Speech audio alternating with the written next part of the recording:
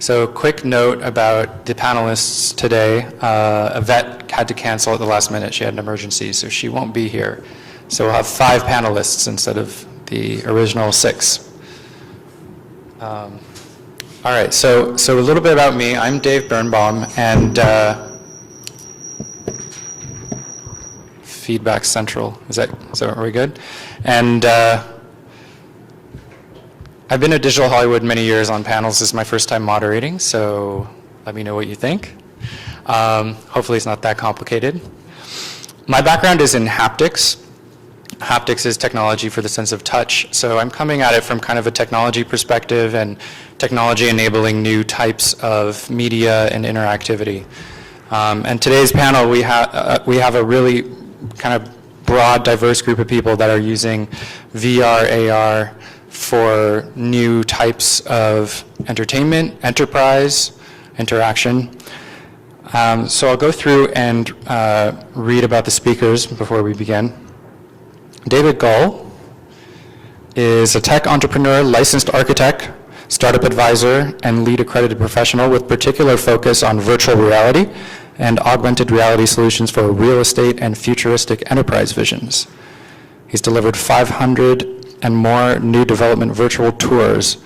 He believes people make decisions based on gut-level emotions, and VR and AR can be powerful assets to create emotionally compelling experiences that motivate people to take action.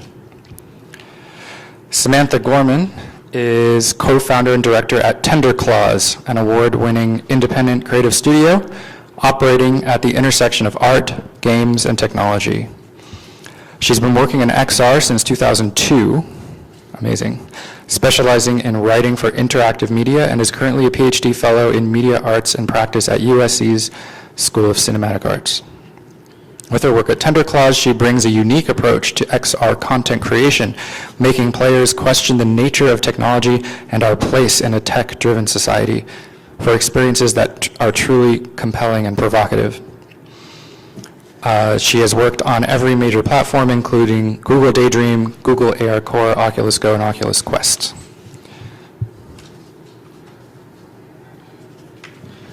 David Brady is CEO of Cream Productions, a company he co-founded in 2003.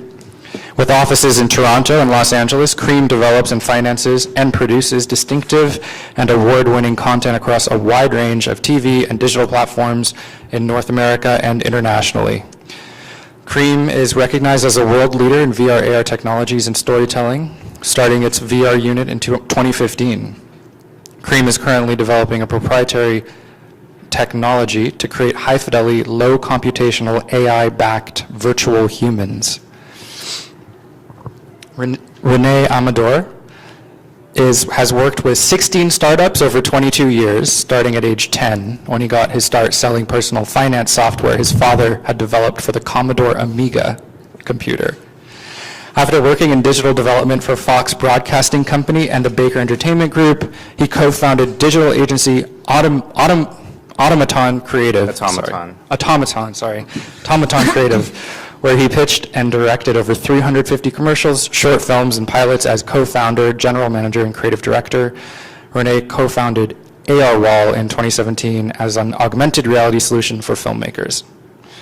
And Mark Rickard is an award-winning film and VR producer. He's developed and produced several feature films alongside Hollywood luminaries like Terrence Malick and Edward Pressman, and was a producer on the 2019 film Run the Race, which was executive produced by Tim Tebow. Mr. Rickard founded the immersive entertainment company Virtuality in 2017, with initial ventures including the groundbreaking volumetric adaptation of monologues from Macbeth titled Shakespeareances, which he also directed. He's aiming to again break new ground with forthcoming experiences based on major literary works, such as an award-winning novel by Arthur C. Clarke. So that's the panel. We had some of the panelists gave us some visuals, so we'll just go through some interesting videos that'll give you a little bit more perspective on what everyone's working on. So the first one, going back to Renee, is AR Wall.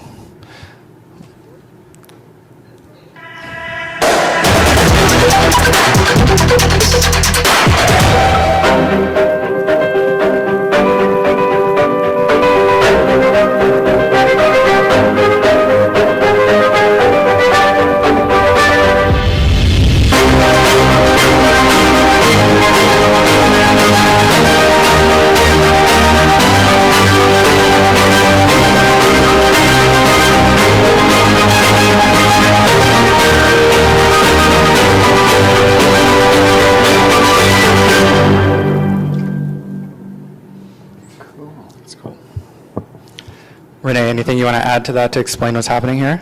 Oh, so this is our filmmaking technology. We call it ARFX. We're the first ones to do this. We've done about 40 deployments of this type of technology. And to be clear, this is a complete alternative and replacement to green screen visual effects. Thanks. Really cool. All right. And this is from Outer Realm. This is David Gull. Is that actually you? Too late for the other ones, though.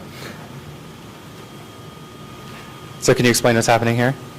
Yeah, there's no sweet music, but basically we're super focused on giving people immersive, realistic experiences, in this case, for the actual conveying of an architectural project to win the city approvals, so community board members and community members can go actually tour through the proposed property and approve. In this case, they were approving that scope that encroached into the sidewalk, and by allowing everyone to actually experience that, they approved it because it gave something, an amenity to the city instead of taking something away from the city. Oh yeah, look up at the building from there. All right, and this is Tender Claws.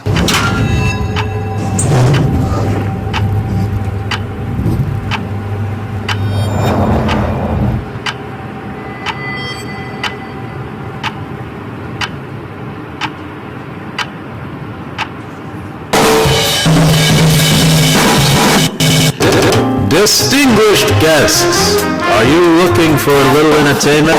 You've come to the right place. A venue outside of time and space. May I present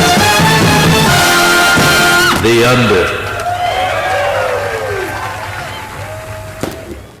Under. Samantha, tell us about The Under. Yeah, so The Under is our newest project. It was designed originally as a Quest launch title. It's in partnership with Oculus, and it's coming very, very soon. It's a full-fledged, 8-hour game, but one of the things we worked on is for the next 4 months, in the first 4 months after launch, we'll have live actors in the game possessing NPCs for the first, where you'll be able to have some chance encounters. So. Oops, sorry. And one more from Tender Claws here.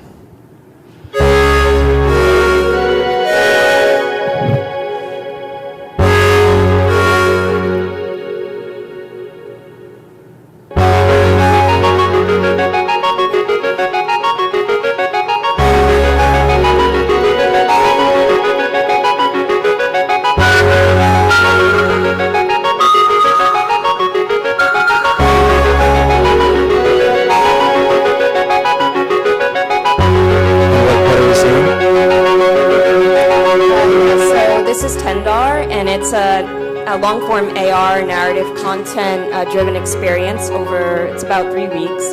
It was a launch title in partnership with AR Core, and one of the things we wanted to do was combine AR and some of the nascent machine vision and sentiment analysis processes. So part of it is you're raising a virtual pet fish, and depending on what emotions you feed him over the 3 weeks, he kind of evolves. And it's eating the emotions of you and your friends and turning them into food. That's it. Cool. All right. And video from Cream. Oh, you were joking. Okay, you're not going to do anything. That's cool. Look, I'll be here all day. Do you like jokes? How does Bob Marley like his donuts? We jam in. What's black and white and eats like a zebra? No. What's black and white and eats like a horse? Zebra. Yeah, you guessed it. That's all I got. So that was the wrong video, but what we're very interested in doing is human performance and virtually created digital humans. And the challenge was to create, to scan a performer, an actor, and then recreate him digitally so that he or she can be put in a virtual space. The challenge that we had is that we wanted to be able to put it out on mobile processors. So you can find photoreal digital humans in feature films, and they require a lot of rendering time, and they're very, very expensive, millions of dollars. whereas our goal was to create a photoreal human that you can interact with that's uses machine learning and the game engine to drive it, has lip sync, because I think it's very important that you have an avatar that actually sort of syncs his lips. They're very rare to find, and can be used on mobile. So that's our latest product, and we're very proud of it because we think it's one of the only ones, if not the only one on the market that can do that. And it's very cheap too, which was important to us. Cool. All right, so I want to go back and talk about Oculus Quest and Vive Cosmos, the new generation of VR that is making a splash and may portend kind of a shift in the industry. Maybe, what do you have there? It's an Oculus Okay, Quest, and it's an David. Oculus Quest. So it may end kind of this bifurcation of VR into mobile, where you put your phone in a headset versus PC configurations. There's going to be more crossover with LBE. There's going to be immersive experiences that are available out of home. And so first directed to Samantha, but anyone can chime in, of course. How do these changes affect production and distribution? And is AR on a similar path to VR, or is it very different?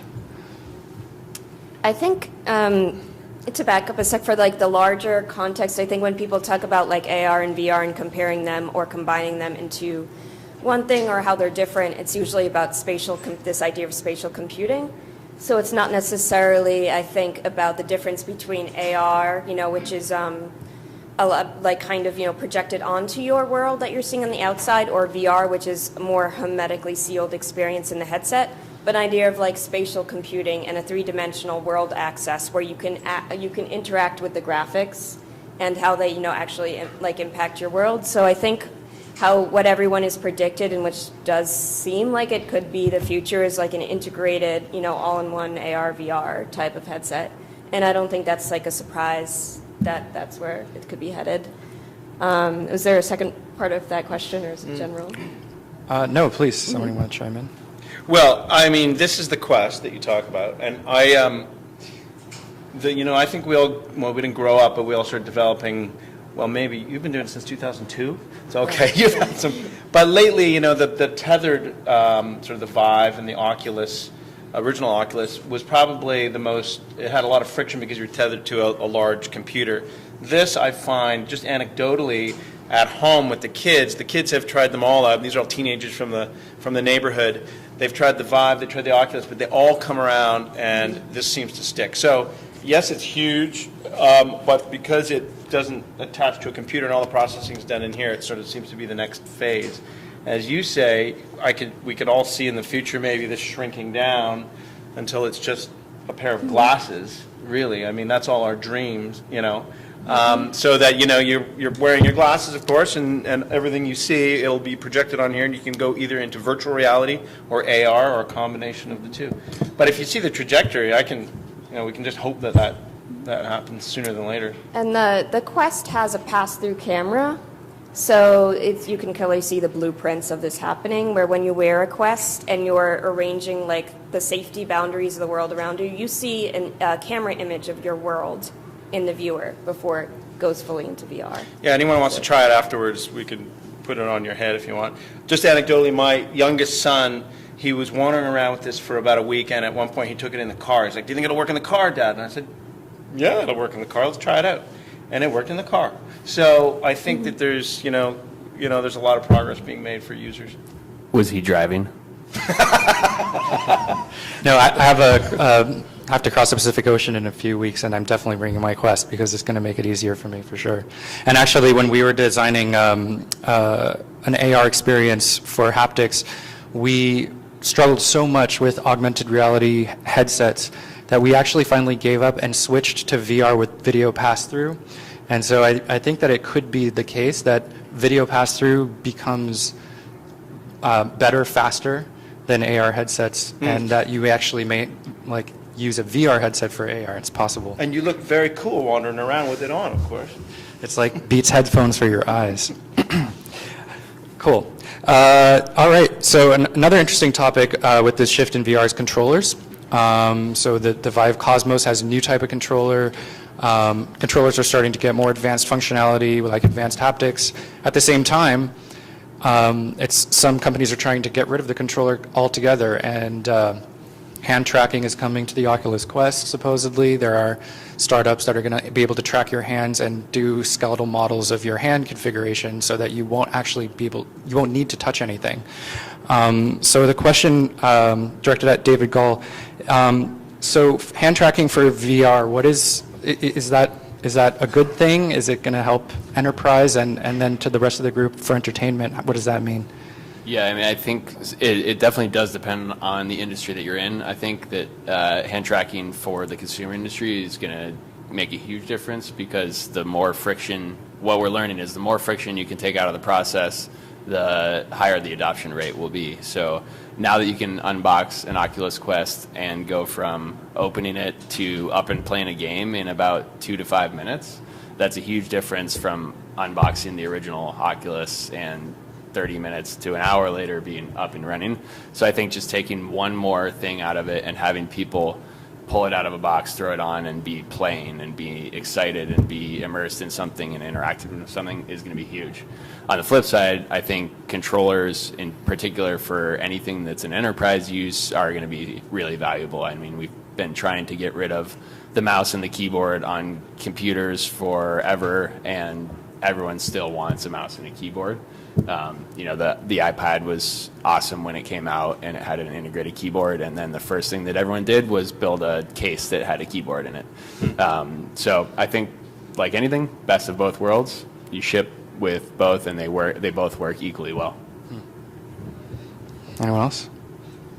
I like the fact that if we lose the controllers, we can share experiences more readily, you know, because one of the biggest issues that I'm sure we all experience is when you're trying to show somebody something in a headset, and it takes them like 5 minutes of messing around in there before they click the play button, and then you're like, give me it back, I'll do it for you, blah, blah, blah. But if we can get rid of the controller element, that's really going to allow for more fluid sharing of content. And then, of course, you know, depending on the experience itself, you'll have a lot more freedom with lack of encumbrances that the controllers can add. Yeah, and just to clarify, I don't know if any of you guys have actually seen it or tried it, but Zuckerberg at the OC conference showed it, and you just use your hands, and it sees your entire hand, so it can see your fingers, and it's just the virtual headset sees everything. I don't know how real that is, but that's what he's pitching. So you can press buttons. Yeah, We've tried it, and I think like anything, there's like constraints around the technology, right? So I guess a good example is when our actors, we were asked, why didn't you use hand tracking for your actors? And it's, well, like, not everybody acts, you know, with all their gestures in this window in front of you, right? Or like what is the occlusion for the camera? Because like there's certain different gestures, so it's promising, and I think it's going to be exciting when I think it's going to go live in the coming months and more devs have access to it. However, if you're making games for entertainment, there's a whole discussion, I guess, a pushback against getting rid of the controllers because gamers really want the trigger button. And that is something that I think is like really instituted and sticking kind of even in this space where people are talking about hand tracking, that is a concern. Can I just ask a question out in the audience? How many people have tried one of these on? So most people, okay. So everyone's familiar. Okay. I'm just curious. Yeah, no, I wonder if we're moving towards a moment that's similar to the Kinect, right, where there's a class of experiences that become enabled, like the way that the Kinect enabled a new type of game for a while, but that it may not be perfectly overlapping functionality. Anyway. Okay, so another interesting aspect of all of this is that the new technologies are enabling new types of narratives. So you saw with 360 video and then VR that, you know, storytelling kind of changed because you could tell stories from different perspectives. You could build a sense of empathy that you couldn't before, and so there were new formats. You know, the fact that you couldn't wear the early headsets for very long meant that the content was short. So there were all these new constraints and new opportunities created by that for storytelling. And so this is directed at Mark. What are the new storytelling techniques and changes to the way that we tell stories that are going to be coming in the next few years with these new technologies? I think to encapsulate, the governing principle there would be mixed media, right? And that's a catch-all way of saying utilizing different formats of capturing media and then the assets derived from that blended together to make the sum total of a more immersive experience. A couple of examples of this are something we have in the can that we shot last summer. The director, Brett Leonard, who did The Lawnmower Man, we shot a 360 series and a feature film at the same time. So it was the same script, same actors, same set. We would shoot at 360 in the morning, then come in the afternoon and do the 2D coverage. What was born from that is a pretty revolutionary, revolutionary format that we kind of didn't anticipate. I look around the room and I see some people who've already seen it, so they can nod in corroboration, hopefully. But we blended the 2D assets inside of 360 space, right? Which allowed us the opportunity, which most 360 video is devoid of, to actually get a more intimate look at the scene as it's taking place. So while you're immersed in a setting and a scene is happening before you, we activate emotional lenses, is what we call them, with 2D footage that are the same scene taking place, not necessarily the same take, but basically beat for beat. And it opens up the narrative and emotional engagement in a way that previously none of us had seen or thought of. And now it sort of sets the table for going forward how we can ideate. So that's an example of integrating various forms of media into one product, if you will, and activating them across platforms because you have the assets to do that. And I know what Renee does is very similar in the sense that it's a mixed media gumbo, right? So it's utilizing all the tools at our disposal to make a more meaningful and in this case narrative experience. That's exactly correct. If you can imagine it, it's if you're familiar with film and television sets, you're basically adding a couple more people to that kind of hodgepodge of team. You have a lead artist, someone in charge of performance, someone in charge of audio, and then the interesting thing about what we're up to is we have someone thinking about linear time, so someone who's in charge of the animation and sequencing of all the events, whether that's on a film set or out at an experiential. And then we have an engineer actually building interactivity in. So to be clear, when you're looking at our virtual sets, there's interactivity with the camera, but then there's also interactivity with the actors in the actual scene. They can trigger events with their gestures and motion and stuff like that. So we've been seeing the world of experientials where there's a very high expectation of interactivity, and the world of cinema where there's a focus on high level of design and control. These are kind of smashing together right now in our office, and we're working on a major deployment right now that kind of combines everything together. And I think the key stakeholders, it's like 5 people, which is way more than I'm used to having on this type of project. But it's simply a necessity, not only because the time crunch, we're doing this in 4 to 6 weeks, so a very major deployment for a retail brand. But the office is very interesting as a result of that. We've got a lot of people from a lot of different disciplines and backgrounds, not just game development, but coming in from visual effects and all these types of different worlds. And that makes it very interesting. Well, cool. Anyone else? How many people here are writers or screenwriters? Okay, cool. Awesome. So I know that Yvette, who couldn't be with us today, has worked on creating some types of structures for writing interactive projects. I kind of work in a different mode where, because I'm doing a lot of things with technology that are kind of like in Tendar, where we were doing things with machine learning and AR that hadn't really been combined before, I have to kind of recreate and really think on our toes for why we're including the interactivity and why, what does that resonance have with the story, and not just to have branching choices for the sake of branching choices. And when you're thinking about who can compose for spatial media, I find that actually working with screenwriters to kind of teach them, because they're imagining, sometimes a movie set in multiple dimensions. So screenwriters and playwrights are some of the best writers that can adjust to interactive media, at least in my experience. Our next project is going to be co-written with a screenwriter as well. You know, an important distinction on that, because we have writers on the team, and I come from film originally, and there was initially it was kind of an insurmountable answer to seek, in the sense that in the early days of VR, you'd go to these panels, you'd hear people talking about the rules that you can or cannot break, or what still needs to be established, and it kind of had everybody held up for a while in the ideation process in a way that I think was possibly a bit of a waylay, but one thing that was a key breakthrough for us is, when we just decided to get out there and experiment, was the notion of ideating from a void of blackness, right? And what I mean by that is, when you think about typical media presentations, you're often thinking about what's the set, what's the backdrop, how do I fill every square inch of this place with something to look at, and what's derived from the experience inside of a headset is often that if what I'm looking at is meaningful enough or interesting enough, the rest of it can be a total black void, So that kind of reconfigured our perception of how much, what is narrative really? What's the journey that you take somebody on, and does it have to be a direct transposition from the typical, filmic format? And it's been a revelation. So, 2 cents in the pot for people. Start with blackness in your mind and see what happens.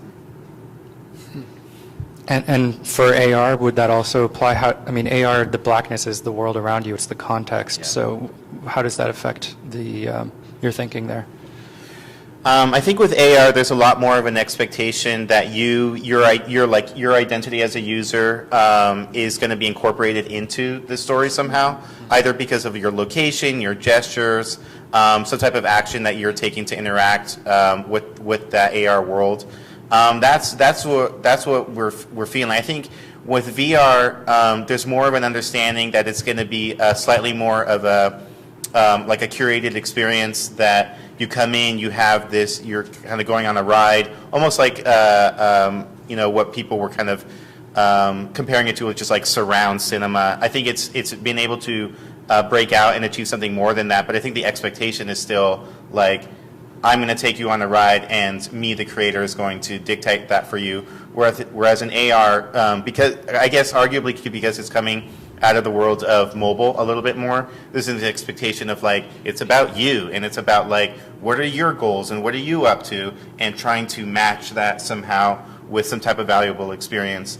So the way that we're thinking about it is a lot more like a traditional user story, where that you would have for an interactive experience, with the interesting part of that every segment of that has to be at the quality of cinema, which is the kind of the goal that we have for ourselves at our company, kind of bringing that to the world of AR. So I think it sets a very high bar, because in actuality there is no actual answer to how do I give you a cinematic, rich experience, while still also kind of being fully focused on you, your objectives, your actions. There's no easy answer to that yet, and I think that's the kind of the challenge that we're facing in AR. Interesting. Also, Mark, I think you were talking earlier about some volumetric integration with LBE. Is that? Yeah, we closed a deal to make. We got the rights to the MacGyver franchise, and we're going to be making VR escape rooms, right? But the key selling point there is that we're going to allow users to view themselves volumetrically in real time for the first time. So essentially, the breakthrough there will be that the player or user experient, if that phrase can catch on, will be able to see themselves and the people that they're there with in a communal way, and participate, collectively to solve problems set against the backdrop of the MacGyver IP. So volumetric assets, which as have already been touched upon, are generally pretty costly and in my experience, to a large extent, overkill for the final product, depending on what you want to do. Bless you. But in this case, the meaningful integration of the player and an ability to see themselves as themselves volumetrically will kind of double down on the immersion of it. And once again, it's a hybrid. It's a mixed media. I mean this experience will be MR in the traditional sense, and it's location based, so it's a little bit more on the premium end, and therefore the budget as well. But the sum total of it will be, a very progressive breakthrough in cinematic VR, if you will. Only such a tech forward group would say traditional MR. I don't think I've ever heard those words together. So, David Brady, you're also working on AI-driven avatars, and I know that you've been looking at them for training as well as for storytelling. And so I think it's kind of related to this idea of kind of identity and in situ assets. Yep. What do you think? Well, cinematic virtual reality is something that is close to my heart. My company is television and film, so we come from narrative, and I've been making narrative my whole life. So for me, humans are at the center of it. So our latest project, the Avatar project, is about making a human in a virtual space that seems like a human. And I've been very hard on the rocket scientists and brain surgeons who work for me that are way smarter than me and have been figuring this out. But to me, if you enter a virtual space with a human being, I want to be able to go up to that human and look at their pores and have their eyes track me and really kind of question whether or not there is actually someone standing here with me. I want to be able to poke that person and have them react, and I want to basically feel like, I can smell them if I got it close enough, smell their perfume. What I was thinking about sort of how to, do you remember the Hall of Presidents at Disney World? You have Lincoln saying 77 years ago, and then, in the future you see robots like that are, Westworld. You can't tell them apart from a human being. Our goal is to create in a way that's not prohibitively expensive, not, it doesn't take weeks and weeks to render a human being that you can interact with. Because to me, we've done a lot of virtual and AR experiences, but if it's not about a human being, if there's a human being involved, it's a little different. So that's what I've been concentrating on. Entertainment. Obviously, entertainment to me is actually the hardest thing to crack in terms of a business model. I think that, watching Game of Thrones on a big screen TV is a pretty darn entertaining evening. To beat that in virtual reality is going to be really, really, really tough. But I think that in terms of education, enterprise, training, just real-world interaction, the way you interact with your social media, the internet. If we bring that into a virtual or AR space, I think there's a lot of opportunity there. So entertainment, as much as I come from an entertainment background, and I'd love to make all VR entertaining, I think that's actually the hardest nut to crack. I think that it's in the other realms that actually there's a lot of opportunity. So yes, we're using our avatar. We're talking to, as a for instance, we're talking to a university health network in New York about creating training videos for them that actually use humans. They showed us their healthcare workers use VR to train on code blue situations, for instance. So once a year, everyone has to go through training, and they showed us their VR, and it's sort of a bunch of doctors like, this patient is having a heart attack, and you can't see their mouths moving and stuff. It's like, whoa, and they say, can you make our doctors look better? And we said, sure can, we can do that. So I think that, in training and onboarding and industrial uses, there's a ton of use, and you can just make it more realistic. So, to me, it's about humans. I really want to see the sweat coming down our avatar's face. I want, that, we actually showed the wrong video, but in the demo that we have, you can poke Dominic and he'll react to you. You can just hit him in the crotch. And my developer said, what will someone do when they put on this thing? And someone said, they're going to hit him in the crotch. and they're right. Most people will go and he'll say, oh, we're not friends, are we? Or something like that. So, you take human nature interacting with humans. And to me, that's very interesting. So that's what we're concentrating on. And I think we can deploy it in all kinds of different ways. Does that answer your question? For sure. Yeah. Anyone else?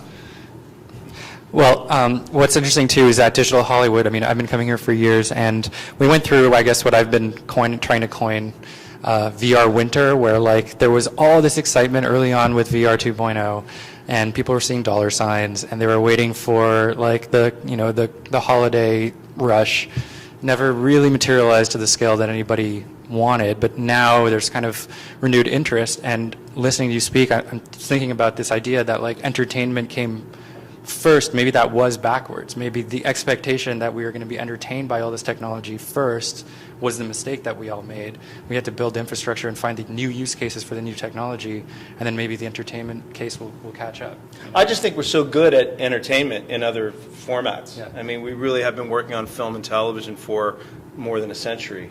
Yeah. And it's bloody good. I mean, it's really an entertaining. People still go to films, and 3D didn't take off because a 2D experience is really, really, really good. Yeah. So I think that, not to say we're not going to catch up and surpass it and try different languages, but it's a high bar. Yeah. So in the meantime, there's all these other avenues that we can pursue, I think. Yeah. Well, and now we have these new devices for VR, so it seems like interest is really coming back. On the other hand, AR maybe is in more trouble. I don't know. A couple years ago, it was such a big deal that we changed our research direction to make sure we understood this new medium, and the headsets didn't really arrive. When they did, they didn't work as well as people expected. I think there's still a lot of investment, but it's also bifurcated between mobile AR and something that is more akin to what AR Vision originally was, and those to me are quite different. So for Renee, what do you think about the state of AR today, and are we going through an AR winter? I think arguably we're at the tail end of what the first hype bubble was. I think for those of you that follow Magic Leap, it was recently revealed that they made less than $20 million in revenue and have now raised, I think, something like $3.5 billion. So there's a mismatch there, obviously. The WeWork of VR. Yeah. So I mean, there's a lot. The other thing that I would say is that there's a lot of people inside the industry that maybe are becoming more mindful of like, oh, maybe we shouldn't do that. Maybe it shouldn't be like this crazy spiral into being being a dragon sitting on a pile of gold or something like that. And I think arguably the conversations that we're having with other entrepreneurs, that I'm having with other entrepreneurs and investors, is that because of WeWork, there's a lot more focus now on reasonable metrics, like have you made money? Are people interested in this product? That kind of basic stuff. We're doing okay on that side of it. Just to let you know, like it's not like every AR company is like imploding at the moment. That's not the case at all. There's quite a few folks that I'm aware of that are doing okay. Most of them are working on the software side. I think when you're looking at the platform level, which is kind of the one that Magic Leap is chasing down, you just have to be realistic here about Microsoft kind of being the gorilla in the room, and just being realistic about the type of work that they're doing. They're not only have a gaming console, which is obviously going to become crucial for the future of the industry. They've got HoloLens 2, which is coming out. It's supposedly doing gangbusters, and people are really excited about that. And then for those of you unaware, they have relaunched the Kinect. So there is a Kinect version 3 that has been shipping for the past few months. We have quite a few versions and copies of those or units of those, and that is a very impressive piece of technology. So I think if you look at where the actual hardware is going, processor capability, sensor capability, there's a lot of interesting stuff happening outside of the headset space for AR. And what I mean by that, it's skeletal tracking, body tracking, head tracking, digit tracking, all that kind of good stuff that supposedly 10 years ago we had reached some kind of limit or peak on that. Now we're breaking out of that world, and it's starting to become very, very interesting.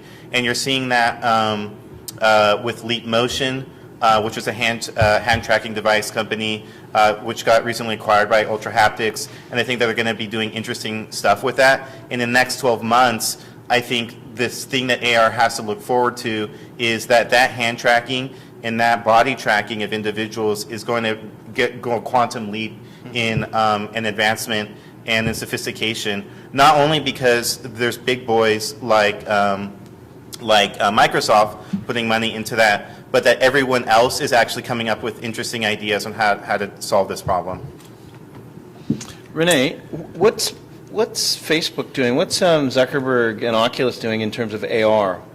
I think they've mentioned that they will be looking at pass-through AR, which if you're not aware of the difference, pass-through AR means you're looking at a video signal out of a camera on the front of the headset, and then the AR is getting composited onto that video signal, as opposed to what conventional AR is. I don't even know if you call it conventional, but the HoloLens Magic Leap type of AR, which is you're actually seeing the real world through a what you can imagine to be like glass, except that the CG is being imprinted, overlaid on top of that real world, and there's an attempt to, you know, if I'm perceiving it on that table, there's an attempt to, like, if I were to turn my head like that it would stay on the table. In actuality, you can argue that promise hasn't been achieved yet. So pass-through AR, I think, is easier for a number of technological reasons. The first most being that the latency issue and the tracking issue becomes far simplified,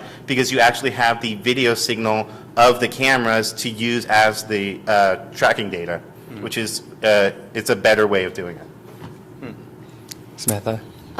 Yeah, so do you guys know about Magic Leap, or if you heard about Magic Leap?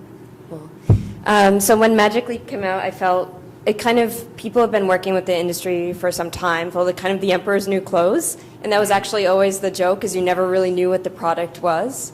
So I think, like, it's unfortunate, because what has happened is the story of Magic Leap, which is kind of very much a cultural story, and to Magic Leap itself is now a signal to investors. You know, it becomes a kind of parable, which, like, changes the fate and the direction that investors go, which is really kind of, I think, an unfortunate thing for the industry. So there are a lot of people in the industry, like, who are hoping that it succeeds, just because people use it as a barometer of different things. In terms of, like, this idea of, like, VR, AR winter, which is very true. So when I was, this is more than 15 years ago, when I was a freshman in college, I started working in a cave environment, which is a type of VR studio that has 4 walls. And it's back projected in stereo graphics. So it's drawn to one person's perspective wearing glasses, and everybody else has to huddle around them and follow them around so that they can see, like, the 3D illusion. But the point was that this was made like $1 billion, cave studio. And then in the 90s, the hype of VR kind of waned a little. And then they had lost their NASA funding, so they're like, fine, let's just bring in, like, these humanities students. We're not using the space anyway. And then, like, eventually I went to USC. And at USC, I saw in the mixed reality lab, there were these old, like, VR guys from the 90s who had just stuck with it long enough that when Palmer Luckey was the lab assistant there, and he, like, it's a long story. But when, Oculus got off the ground and then Facebook invested and there was a resurgence, guess what? They were there. So, like, this, it's just a continuous pattern of how tech develops. And it's more, I think, more important to think of, like, how you can maximize that and, like, kind of think about how entertainment or how, what you're trying to do kind of fits into, like, the current space at that one time. And there are people who are making mad bank off VR entertainment right now, and they're in games. And, Games. And that's the people who are doing well. And, it's not everybody who makes games for sure, but, they're there, especially with Oculus Quest 2. That has been very successful for some studios.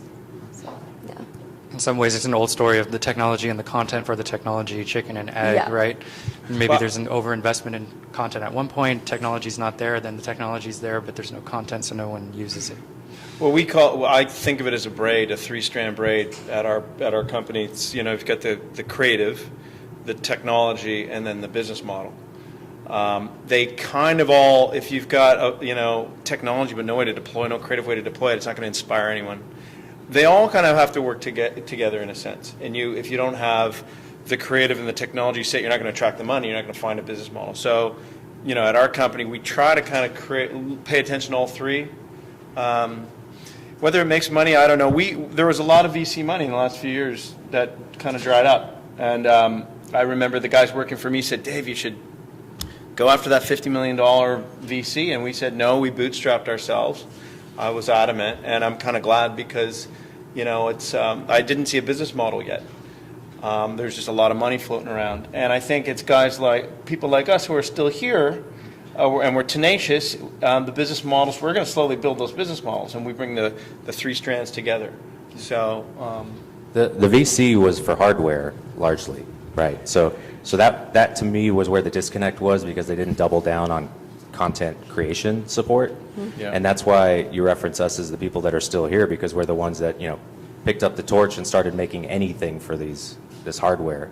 But in terms of the ROI, it's proven a lost leader for those guys, because there hasn't been a seminal, the content pipeline is not unified, and there hasn't been a seminal breakthrough piece that's not a game that makes everybody run to buy their So most of the money's in VR headset. gaming or LBE, I guess, these days, isn't it? Because it replicates the existing models that everybody can wrap their heads around, vis-a-vis the theatrical releasing model, where you put out a piece of content and people line up to pay you some tangible dollars for a tangible ticket for a out-of-home experience. But it's a swirling pool, right?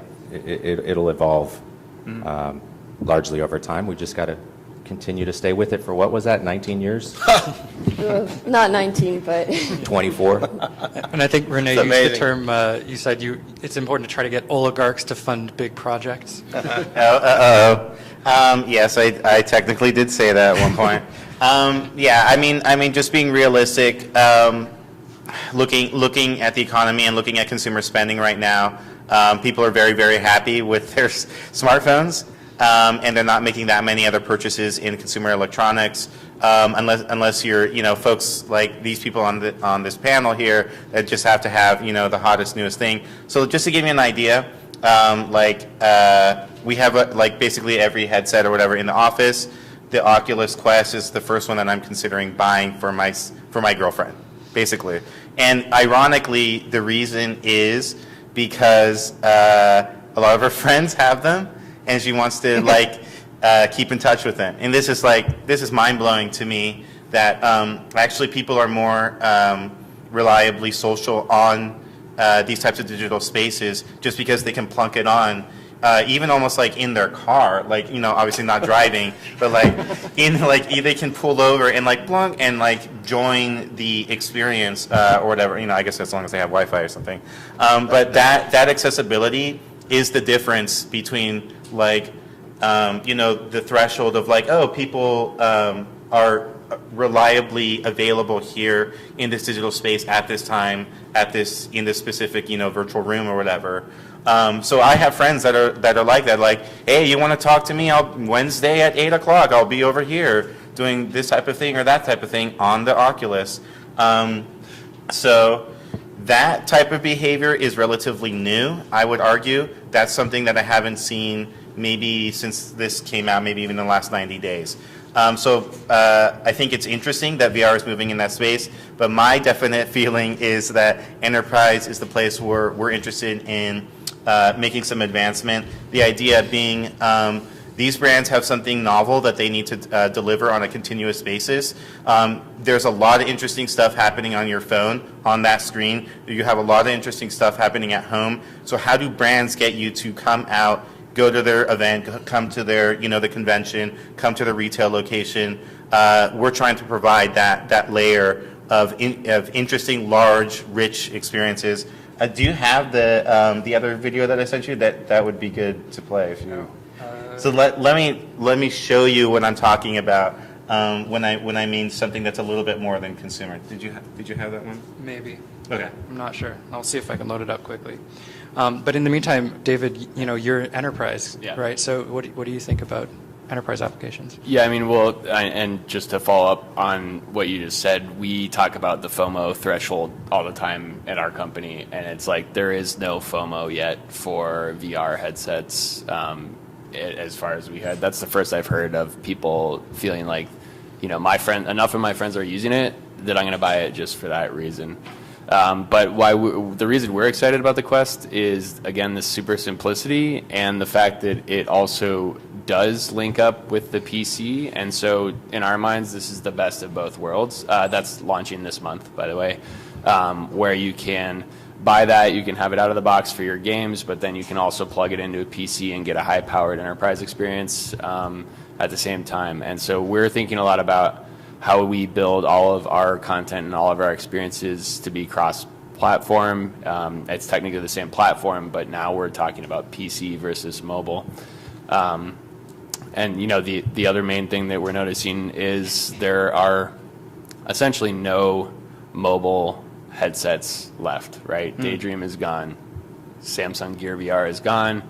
Cardboard just sold the licensing rights so that anyone can use it.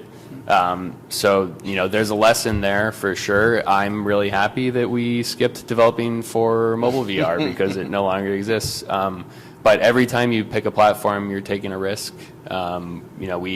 We dove straight into Magic Leap development as soon as the headset came out because we thought it was just good enough. Whereas we didn't think HoloLens 1 was quite ready, just given the field of view limitations. So.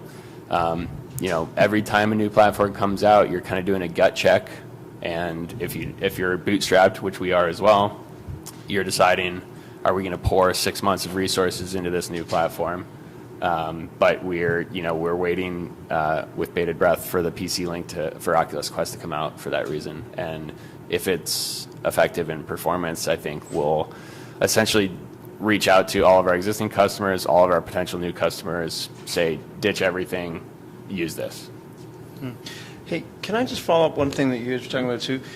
I'm finding that people would complain early on that these were isolating, that virtual reality isolates you from everyone else. But I've noticed in my experimental petri dish, being 6 kids, teenagers, that they're constantly talking to each other this way, and they all have. They have to be home at 9 at night on a school night or whatever it is. But with VR, actually, it can be very social. What do teenage boys often do? They often watch the football game or the hockey game together, and they want to sit there with each other just watching TV. They do it in gaming right now, but what VR I've noticed will help them do is they get to hang out with each other.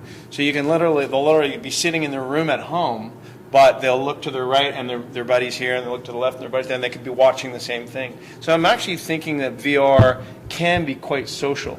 It can pull people together. So it sort of goes against the grain of thinking that is traditional when it comes to VR. It could bring us together, and I think that's why I asked about Zuckerberg, because I know he wants to turn sort of what Facebook is, for good or bad, sort of bringing people together and communicating. He wants to be able to deploy it in VR. There. Yeah, no, and I actually have a question, but I'm not going to ask it because we need to get to QA. Anybody have questions? Yes. On your note, David, so you mentioned Magic Leap just reassigned all their patents to JP Morgan Chase. We saw Osterhaus has managed, so is Dockery. You mentioned now that basically Oculus has abandoned, the Gear VR. Same with the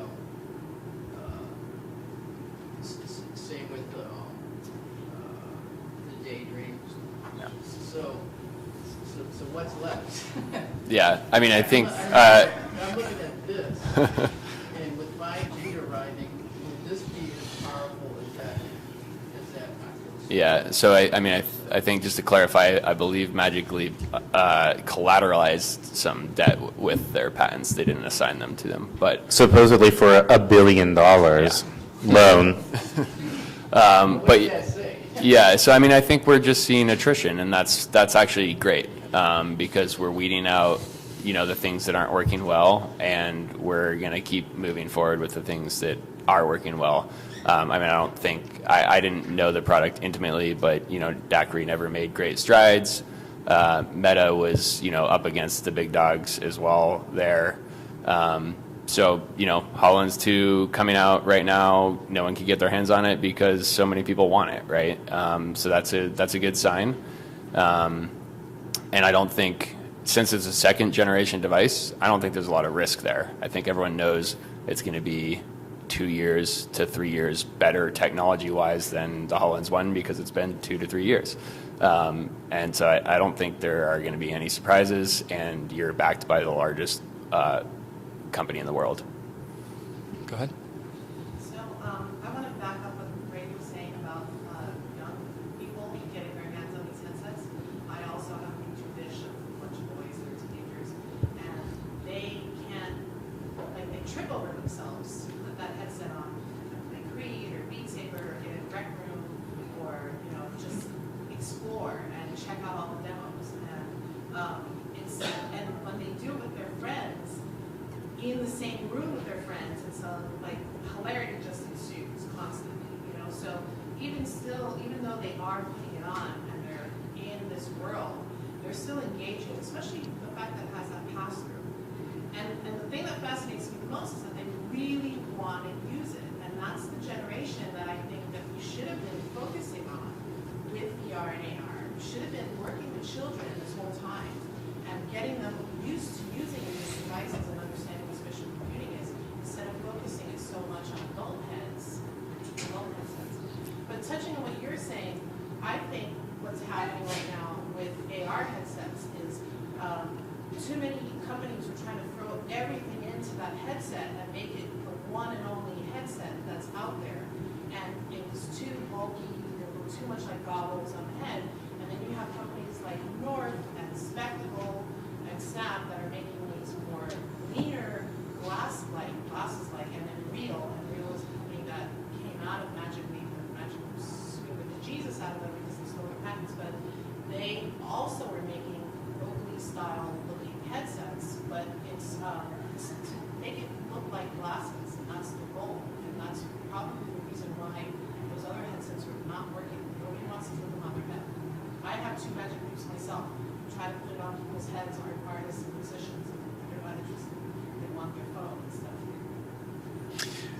I brought this thing in this little white bag, and I didn't have to pack it up because this is what my daughter, she's 15, carries around. She carries this to school and to all her friends' houses. So even with an extra bag, she's willing to show everyone, take it all around. They all want to sit. So the smaller it gets, the more they're going to want it. And I agree with you with that generation. Maybe I'm biased because I have 6 of them, but yeah, I think we have to be concentrating on sort of watching the patterns, the use patterns. I'm interested in the technology for the live event space, as well as attractions. Also in terms of sponsorship activations and stuff. So when I look at Dreamscape VR and these group VR activities that they have, is there a limit to how many people that they can do in that sort of element? I mean, last night I went to Virtual Studios and I met your partner over there and saw some cool stuff. But I saw like a 3rd floor, you mean? 3rd floor, I'm sorry. And I was looking at their wall. But they had a thing where it was like a live concert. And for me, in that space, I'm thinking sponsorship activations in New York, London, LA, and doing some kind of contest where like 100 people can go to that event and experience our live event going on in LA. Is there a limit to how many people can do that at a time? Right. Incorporating that second screen for those who are not yet at that level. Yeah, you're absolutely right. The main issues are going to be the actual throughput of the data off of that site where the broadcast is happening, and then to everybody else. I think when live streaming first began, digital live streaming to be clear, first began, that they immediately hit bottlenecks or like 2,000 people would join, and I would crash every single server. I think a lot of those infrastructure issues have been built out. There's a lot of real-time server infrastructure, high-resolution video infrastructure to actually make that stuff happen. So a lot of the way that that's happening is just like it's piggybacking on existing live broadcast, live streaming tools. The only thing that is different is if there's interactivity involved, which is one of the things that we're looking into. But again, it's 5G, it's fiber optic, it's it's edge computing and being able to push processing and work into the cloud that is actually going to enable all this to happen. So like, this is something that Verizon is working on, AT&T is working on this, every telecom company internationally is working on this. They don't have a lot of use cases yet. AR and VR might be the perfect one. And to give you an idea of where their head's at, there's a lot more density of the actual 5G transceivers. It's like something like it needs to be 5 times more dense or something than 4G. So they're looking actively for any reason that they can come up with to plunk these down in a place, a Walmart, a Best Buy. You can start to imagine what they're thinking about. So that's some interesting conversations that we're having right now with those telecoms. Sorry. Yeah, so in the last, I think it was 8 months or whatever, Fortnite did a huge virtual concert, with lots of people joining, and there are lots of experiments with live venues, which can be limited, in certain ways. There's different numbers that can join, right? It's not necessarily restricted. But if there's in that case, you weren't able to interact with the performer. So in the under, we have up to maybe 12 people in a room at a time, and where it's more like vaudeville theater, where everybody is networked, and there's different instances of that room. So we can kind of tweak those numbers of how many people are in the room engaging and interacting with each other in the live performer, but there's certain restrictions, in terms of frame rate and server and things like that. So it totally depends on the context. It totally depends on the resources of whoever is doing it. If you're talking about something that is more hardware or more of a physical installation, it's about the design of the throughput of how many people, I forget exactly how many people Dreamscape can get through, but it totally depends on the experience. I did one where there was 5 people. I did one where there was 3. So. I think Dreamscape is at 4 per pod. And I had a very long conversation with them. Those guys are doing really, really well. And they're opening a location something like every 3 months or something like that. So those guys are doing gangbusters. We're interested in working with them because they're doing good. There's more questions, but I encourage you to come speak to the panelists. We're out of time, and there's a new panel in here in about 10 minutes, so I've been asked to cut it. So thank you all. Come up and keep talking. Thanks so much.